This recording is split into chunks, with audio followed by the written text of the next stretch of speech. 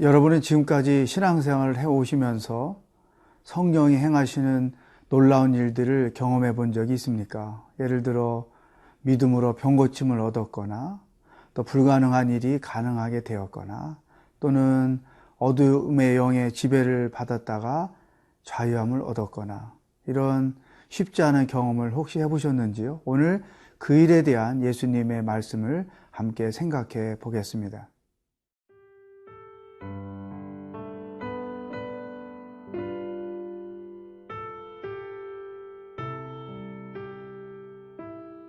마태복음 12장 22절에서 37절 말씀입니다.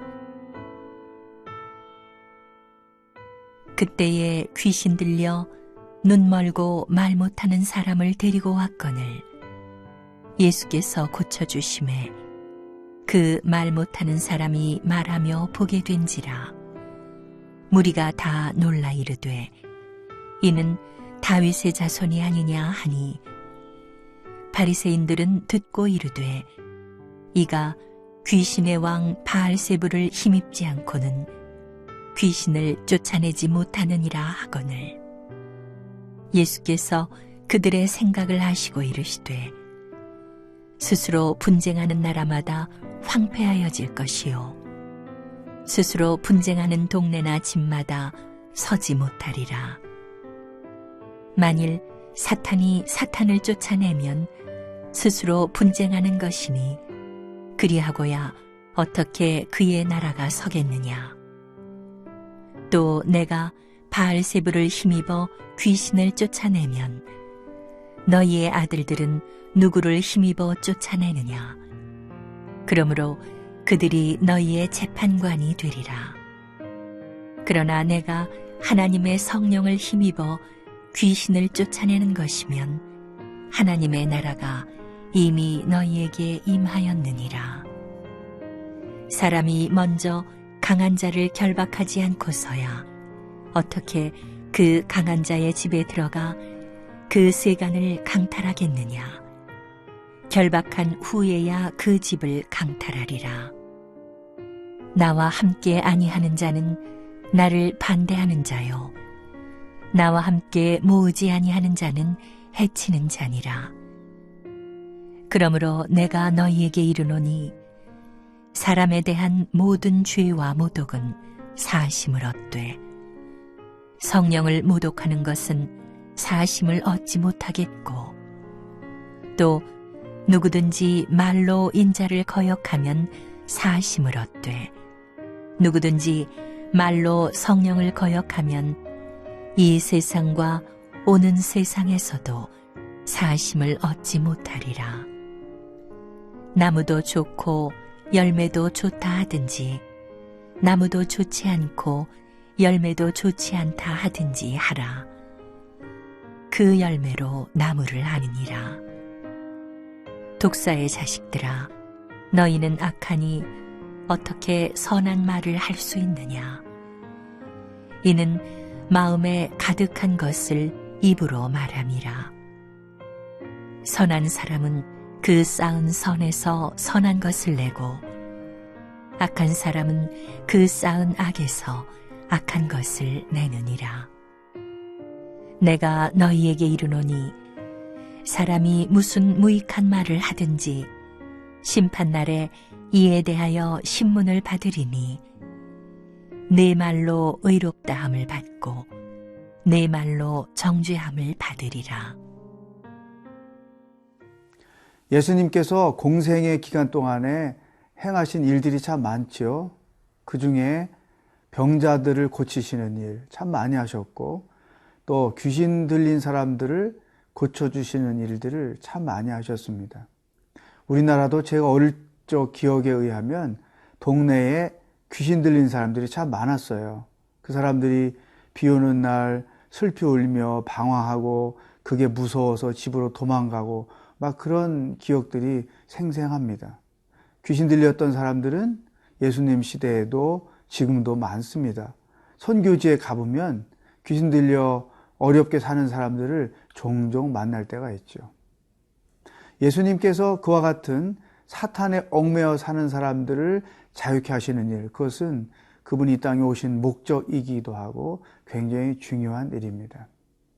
사탄의 역사는 지금도 동일하게 그때나 지금이나 이루어지고 있습니다. 귀신에 억눌려 인생을 사는 사람, 귀신에 속아서 인생을 사는 사람들이 굉장히 많다는 것이죠. 아마도 예수님이 이 땅에 오실 때까지 사탄의 이와 같은 역사는 계속될 것입니다. 혹시 여러분들 중에 이런 귀신에 얽매여 살고 있는 부분들은 없는지 한번 점검해 보시면 좋겠습니다. 귀신은 대부분 우리 생각을 지배합니다.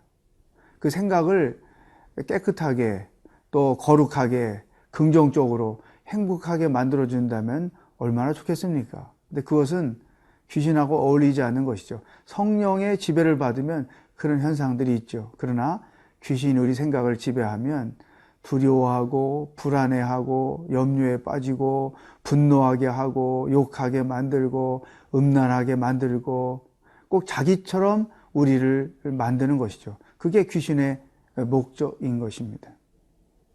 이런 귀신의 힘은 오직 예수 그리스도의 이름으로만 해결할 수 있어요. 귀신의 힘에서 벗어날 수 있는 일은 예수 그리스도의 보혈의 능력뿐입니다. 여러분 중에 혹은 가족 중에 이런 귀신에 사로잡혀 있는 것과 같은 현상이 있거나 느낌이 든다면 주저하거나 두려워하지 마시고 예수 그리스도의 이름에 의지해서 담대하게 대적하고 선포하실 수 있기를 바랍니다. 그렇게 해야만 우리는 자유하며 승리할 수 있습니다. 또 한 가지, 이렇게 예수님께서 귀신에 억눌려 사는 많은 자들을 고쳐주셨는데 그것은 사실 그 당시에는 하나님만이 하실 수 있는 일이었어요. 유대인들이 하나님이 하시는 일, 병 고치는 것, 귀신 쫓는 것이었죠.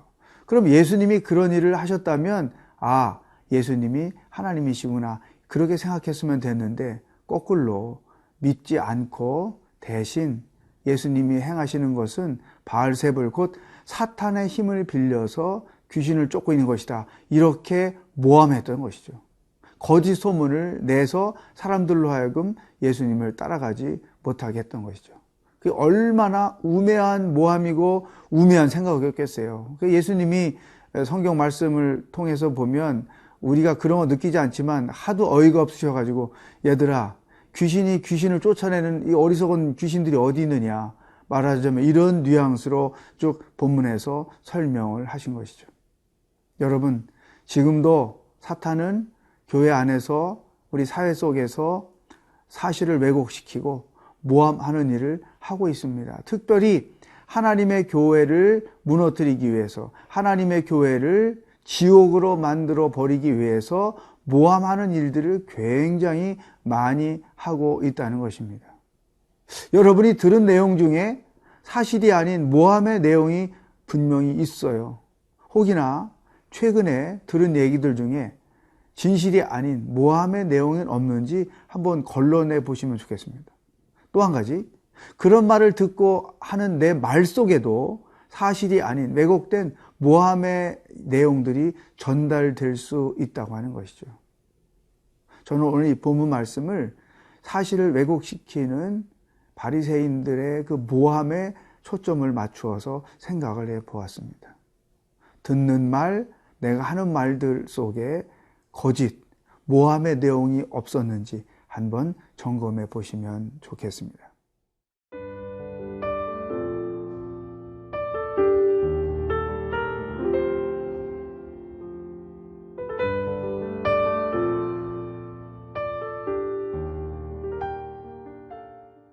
예수님께서 이 바리새인들이 모함하는 말씀을 듣고 그것에 대하여 설명을 해 주신 이후에 정말로 중요한 메시지를 저희들에게 가르쳐 주셨어요. 31절 이하에서 보면 성령을 모독하는 행위, 성령을 거역하는 행위가 얼마나 위험한지를 우리에게 가르쳐 준 것입니다. 모든 죄는 사하심을 얻을 수 있지만 성령을 모독하거나 성령을 거역하는 죄는 사함받을 수가 없다. 그러면 평생 우리가 피해야 할 일들이 바로 이 성령을 거역하거나 성령을 모독하는 행위인데 어떤 것들이 바로 그런 행위일까요? 제일 먼저 이 성령을 거역하는 행위는 예수님을 부인하는 것, 또 예수님을 믿으려고 하는 자를 믿지 못하게 만드는 것. 그 대표적인 것이 바리새인들이죠. 자기들도 안 믿고 예수님을 믿으려는 사람들도 못 믿게 하는 것. 이게 바로 성령을 거스리는, 거역하는 죄인 것입니다. 여러분, 이 교회 안팎에 우리 사회 곳곳에 이 성령을 거역하는 죄를 범하는 자들이 참 많습니다. 특별히 요즘에 캠퍼스에서 전도를 못하게 한다고 하죠. 또 이단들이 더 앞장서서 성령을 거스리는 행위를 하죠. 또 지금이 포스트 모더니즘 시대이기 때문에 유일한 진리, 유일하신 하나님만을 믿는 것을 거부하고 그런 하나님을 믿지 못하도록 사상으로, 이념으로, 철학으로 반대하는 사람들이 사회적으로 굉장히 많습니다. 대학가뿐 아니라 사회 안에도 굉장히 많죠. 이런 행위들, 다시 말하면 예수님을 예수님으로, 하나님으로, 구원자로 믿지 못하게 하는 어떤 행위들, 사상들, 철학들, 이 모든 것들은 다 성령을 거역하는 죄이기 때문에 사하심을 받을 수 없는 거죠. 쉽습니다. 예수님을 안 믿으면 죄사함을 받을 수 없죠. 이 사실을 부인하거나 이 사실을 믿지 못하도록 하는 방해, 이 모든 것들은 성령을 거역하는 죄인 것입니다. 그렇다면 나는 성령님도 믿고 있고 성령님 안에서 살고 있는데 이 말씀은 나하고 상관없는 것이지, 이렇게 생각하는 분이 혹시 있을지 몰라요. 그렇지 않습니다. 성령을 모독하는 죄, 우리도 범할 수 있어요. 어떤 경우에 그런 죄를 범할 수 있을까요? 여러분이 예를 들어 뜻하지 않는 고난이나 어떤 충격적인 사건을 직면했을 때 보이는 반응에서 성령을 모독하는 죄를 범할 수 있다는 것이죠. 특히 예수님이 본문에서 말로서 범하는 죄를 지적하고 있어요. 예를 들면 하나님 살아계시다면 이럴 수 있습니까? 이런 하나님이라면 나는 안 믿겠습니다. 하나님 이게 뭡니까? 무의식적으로 자기가 당한 당황스럽고 황당한 혹은 감당하기 쉽지 않은 일을 당했을 때 우리가 입으로 범하는 죄 있어요. 그게 성령을 모독하는 죄가 될 수 있다는 것입니다. 하나님 이러시면 안 되지 않습니까? 하나님 살아계신 거 맞습니까? 하나님 사랑 맞습니까? 하나님의 능력이 정말로 살아있는 것입니까? 등등 다양한 표현으로 자기도 모르게 무의식적으로 하나님을 향하여 성령님을 향하여 던지는 내뱉는 말들, 그것들이 혹시 성령을 모독하는 표현들이 될 수 있다는 것이죠. 따라서 엄격하게 혹이나 나도 모르게 그러한 죄를 범하는 것이 없는지 점검해 볼 필요가 있습니다.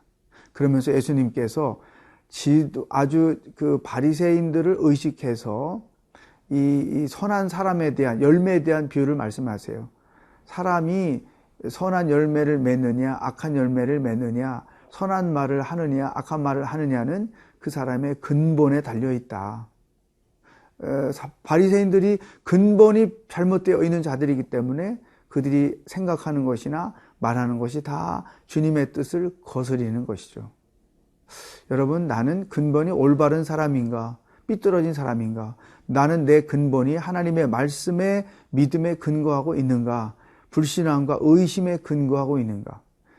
내가 생각하는 것들이 입으로 표현되기 때문에 나는 올바른 생각, 성경적인 생각과 사고 가운데 있는가? 자기 자신을 한번 점검해보는 기회가 되기를 바라겠습니다.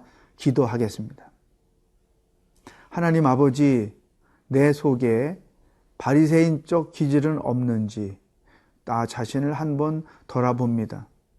나도 모르는 사이에 무의식적으로 성령님을 거역하거나 성령님을 모독하는 실수를 범하는 일은 없는지 우리 자신을 돌아봅니다. 철저하게 성령님을 의지하고 성령이 행하시는 놀라운 일들을 체험하면서 그것들을 간증하며 사는 하루가 되게 하여 주시옵소서. 예수님의 이름으로 기도하옵나이다. 아멘.